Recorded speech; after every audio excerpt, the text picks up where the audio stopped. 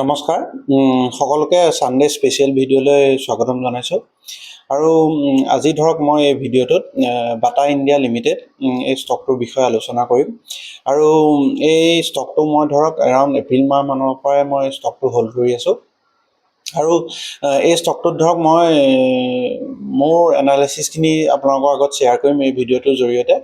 ধৰক টেকনিকেল বেচিছত ইয়াত কি চাইন দেখাইছে, অপনচি আপোনালোকৰ ফাণ্ডামেণ্টেলি কি নিউজ আছে বা কি পইণ্ট মই ধৰক আপোনালোকৰ আগত আগবঢ়াবলৈ বিচাৰিছোঁ। আৰু ধৰক এই ষ্টকটো মই বাই কৰিবলৈ আপোনালোকক ক্লিয়াৰলি কৈছোঁ যে মই কোনো আপোনালোকক বাই কৰিবলৈ ৰিকমেণ্ড কৰা নাই।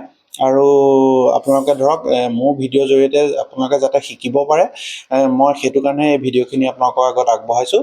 আৰু আপোনালোকক মই সেইটো কাৰণে ভিডিঅ'ৰ আৰম্ভণিতে ডিছক্লেমাৰ দি দিছোঁ। আৰু ভিডিঅ'টো শেষলৈকে চাব, যিহেতু মই ধৰক গোটেই পইণ্টখিনি আল্টিমেটলি ষ্টকটোৰ টাৰ্গেট প্ৰাইচ কিমান, আৰু ধৰক আৰু কিছুমান মই মেইন কথা আপোনালোকক ভিডিঅ'টো শেষলৈ আপোনালোকক অৱগত কৰিম। চ' আপোনালোকে ভিডিঅ'টো স্কিপ নকৰাকৈ শেষলৈকে চাব। ধন্যবাদ।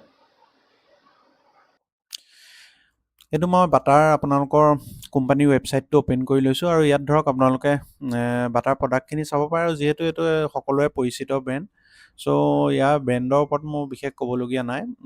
চ' আপোনালোকে যদি ইচ্ছা কৰে তেনেহ'লে আপোনালোকৰ ইয়াত তেওঁলোকৰ প্ৰডাক্টৰ কি কেটেগৰী আছে গোটেইখিনি আপোনালোকে চাই ল'ব পাৰে। দেন মই নেক্সট ইয়াত এটা ইম্পৰ্টেণ্ট কথা কৈছোঁ যে আপোনাৰ নিউ বাটা CEO এজন এপইণ্ট হ'ল সঞ্জয় এছ ৰাও। আৰু তেখেতৰ সেই নিউজটো আপোনাৰ 18 জুন তাৰিখে আহিছিল যে তেওঁ নতুন CEO হিচাপে এপইণ্ট হৈছে। আৰু ধৰক তেওঁ আগতে কি কৰিছিলে চাওকচোন। তেওঁৰ এক্সপিৰিয়েঞ্চ হওক, over 20 years of leadership in global retail and consumer sector across Europe, China, South Asia and India. অপনচি ইয়াত লিখা আছে চাওক, serve as senior director of retail for France and Benelux at Nike. So' এই নিউজটো আপোনাৰ 18 জুনত আহিছিল। আৰু মই যিহেতু আপোনালোকক কৈছোঁ যে মই এইটো এপ্ৰিল মান্থৰ পৰাই মই ষ্টকটো হোল্ড কৰি আছিলোঁ। আৰু ধৰক 18 জুন তাৰিখে এই ষ্টকটোত কি ইম্পেক্ট পৰিছিলে মই সেইটোও দেখাম আপোনালোকক। আৰু ধৰক কাৰেণ্টলি কি টেকনিকেলত কি আমি দেখিবলৈ পাইছোঁ মই সেইখিনিও কথা আপোনালোকক জনাম। অপনচি নেক্সট আহক, এতিয়া তেওঁলোকৰ যোনটো লেটেষ্ট কোৱাৰ্টাৰলি ৰিজাল্ট আহিল, তেওঁলোকে তাত এইখিনি কথা কৈছে কিছুমান। চাওক, কোম্পানীটোৱে প্ৰায় 4% টাৰ্ণঅভাৰ বৃদ্ধি কৰিবলৈ লাভ কৰিছে। অপনচি যিটো বিক্ৰী পৰিমাণ অকল ভলিউম প্ৰাইচ দুইটাৰ মাজত মানে সমানভাৱে বিভক্ত হৈ আছে। সেইখিনি আপোনালোকে ইয়াত পঢ়ি চাব নিজে। অপনচি তেওঁলোকৰ ইয়াত চাওক, তেওঁলোকে 2000টা EBO খুলিছে। কোম্পানীটোৱে দেশৰ প্ৰথমটো ব্ৰেণ্ড, এই পইণ্টটো চাওক, কোম্পানীটোৱে দেশৰ প্ৰথমটো ব্ৰেণ্ড হিচাপে 2000টা নিজস্ব প্ৰতিষ্ঠান বা EBO খুলি এক নতুন অভিলেখ গঢ়িছে। আৰু তেওঁলোকে কৈছে চাওক, ভৱিষ্যতে তেওঁলোকে 3000লৈ বৃদ্ধি কৰাৰ লক্ষ্য লৈছে। চ' আল্টিমেটলি তেওঁলোকে নিজৰ ষ্ট'ৰ ইয়াত যথেষ্ট এক্সপাণ্ড কৰাৰ প্লেন লৈছে। অপনচি তেওঁলোকে চাওক, তেওঁলোকৰ যোনটো JBM প্ৰগ্ৰেম বুলি এটা প্ৰগ্ৰেম আছে, এইটো আপুনি পঢ়ি চাব পাৰে যে এইটো তেওঁলোকৰ বিজনেছৰ কাৰণে নতুনকৈ এইটো ইউজ কৰিছে টেকনিক এটা। চ' মই বাৰু এইটো পিছত আপোনালোকক এদিন বেলেগকৈ বুজাম। ইয়াত চাওক, JBM প্ৰগ্ৰেমটোৱে বৰ্তমানৰ 800খন দোকানলৈ সম্প্ৰসাৰিত হৈছে। আৰু এতিয়া ইয়াৰ পৰৱৰ্তী পৰ্যায়ত JBM 2.0 আৰম্ভ কৰাৰ যোজা চলাই আছে তেওঁলোকে। আৰু ফ্ৰেঞ্চাইজি যোনখিনিয়ে লয় বাটাৰ, তেওঁলোকৰ অংশীদাৰসকলে 18%ৰ পৰা 24%লৈকে ROI তেওঁলোকে পাইছে।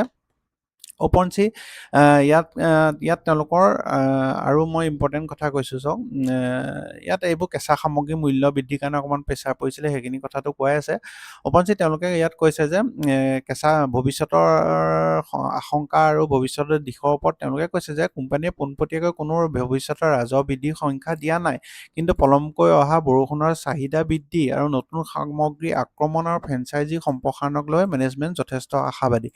চ' মোৰ মতেতো ধৰক বাটা ধৰক যথেষ্ট এটা প্ৰিমিয়াম ব্ৰেণ্ড। আৰু মোৰ মতে এই ষ্টকটো ধৰক আজি 2-3 বছৰৰ পৰা ধৰক ইয়াৰ পাৰফৰ্মেঞ্চটো অকণমান ডাউন হৈ আছিল।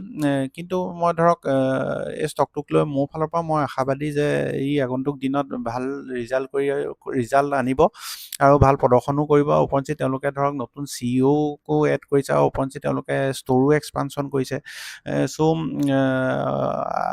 মই আশাবাদী যে আগন্তুক দিনত ইয়াৰ ৰিজাল্ট যথেষ্ট ভাল আহিব। আৰু ওপৰঞ্চি ধৰক ফাইনেন্সিয়েল ফালৰ পৰা চালে ধৰক ইয়াত ইনভেষ্টৰসকলেও ধৰক প্ৰমোটাৰেও কোনো শ্বেয়াৰ তেওঁলোকৰ ইমান চ'ল্ড কৰা নাই। ওপৰঞ্চি FIIও তেওঁলোকৰ ষ্টেক আছে, DIও আছে। চ' মেজৰিটি তেওঁলোকৰ ওচৰতে আছে। চ' আল্টিমেটলি ষ্ট্ৰং হেণ্ডৰ ওচৰত যেতিয়া ষ্টকটো আছে, পাব্লিকৰ ওচৰত এৰাউণ্ড ধৰক 16% আছে। চ' তেওঁলোকেও কাৰণ বহুত FII DI ধৰক তেওঁলোকে যথেষ্ট এনালাইচিছ কৰিহে এটা ষ্টকত ইনভেষ্ট কৰে। চ' তেওঁলোকো ধৰক যথেষ্ট পজিটিভে আছে ইয়াত তেওঁলোকৰ হোল্ডিংখিনি। ওপৰঞ্চি কেছ ফ্ল'ও তেওঁলোকৰ ধৰক ধুনীয়া আছে, ৰিজাৰ্ভছো তেওঁলোকৰ ধৰক ফ্ৰী কেছ ফ্ল'ও যথেষ্ট তেওঁলোকৰ আছে। ওপৰঞ্চি বেলেঞ্চ শ্বীটো মই ইয়াত ঠিকে আছে, ওপৰঞ্চি ফিক্স এছেটো ঠিকে আছে। কিন্তু তেওঁলোকৰ ধৰক এই বৰয়িংছখিনি ইয়াত যে হাই হৈছে, এই বৰয়িংছখিনি আপোনালোকৰ একাউণ্টিং ৰুলৰ মতেহে ইয়াত শ্ব' কৰিছে। চ' এইটো এনেকুৱা নহয় যে তেওঁলোকৰ এইখিনি বেংকৰ লোন, সেইটো নহয়। যেতিয়া ধৰক আজিকালি তেওঁলোকে যেতিয়া দোকান লিজত ল'ব আৰু সেই লিজৰ ভেলুটো তেওঁলোকে ইয়াত শ্ব' কৰিবই লাগিব। চ' সেইটো কাৰণে এইটো এটা একাউণ্টিং টাৰ্ম কাৰণে এইটো ডেপটো হাই দেখাইছে, বেলেগ একো নহয়। আৰু প্ৰফিট এণ্ড লছ ষ্টেটমেণ্টটো ধৰক ইয়াৰ কনষ্টেণ্টলি আপুনি চাব পাৰে যে 2023লৈকে ইয়াৰ যথেষ্ট ভালেই আছিল, 323 আছিলে। দেন তাৰপিছৰ পৰা এটা ধৰক কনষ্টেণ্ট ৰেঞ্জত চলি আছে আৰু কাৰেণ্টলি ধৰক ইয়াক কম দেখাইছে। কিন্তু মোৰ মতে এইটো ধৰক আগন্তুক দিনত এইটো ৰিকভাৰী হ'ব। আৰু ধৰক মই এইটো ষ্টকত মই ধৰক আপোনালোকক ক্লিয়াৰলি কৈছোঁ যে মই ইনভেষ্টমেণ্ট কৰি থৈছোঁ, কিন্তু ধৰক মই আপোনালোকক কোনো ৰিকমেণ্ড কৰা নাই। জাষ্ট আপোনালোকে ধৰক পজিশ্যন লোৱাৰ আগত নিজে এনালাইচিছ কৰি চাব। আৰু নেক্সট কথা মই ইয়াত চাওক, আৰু এটা এতিয়া আপোনাক ধৰক মই আপোনালোকক টেকনিকেল পইণ্ট অফ ভিউৰ পৰা মই কথাখিনি দেখাব বিচাৰিছোঁ।